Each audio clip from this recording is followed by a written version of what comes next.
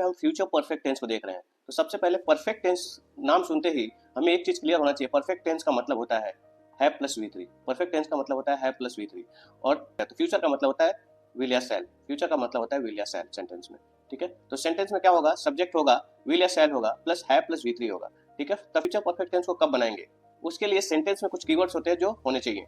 जैसे by the time, sentence में यदि बाय द टाइम हो तो हम उसको फ्यूचर बनाएंगे, या फिर by the end of something हो, by the end of vacation, by the end of this video, है ना, तो हम सेंटेंस को फ्यूचर परफेक्ट में बनाएंगे। या फिर बाय के साथ कोई डेडलाइन लगा हो, डेडलाइन कैसा हो सकता है, next Monday, next week, 10 PM 2020-25 या फिर 2020-22, ऐसा कोई डेडलाइन दिया हो।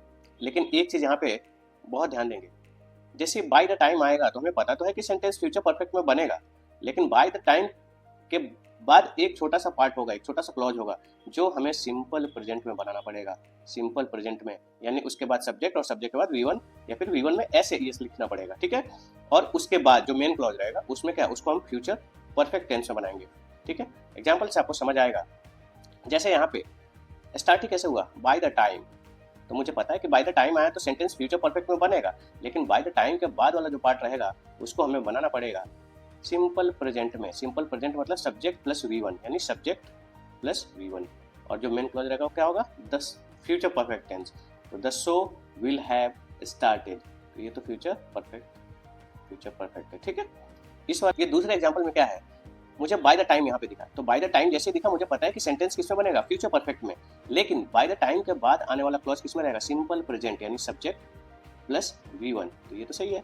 लेकिन सेकंड पार्ट किस, मेन क्लॉज किसमें होगा, फ्यूचर परफेक्ट में यानी subject plus will plus have plus V3, तो यहाँ पे चाहिए मुझे विल, वुड नहीं चाहिए, क्या होगा विल।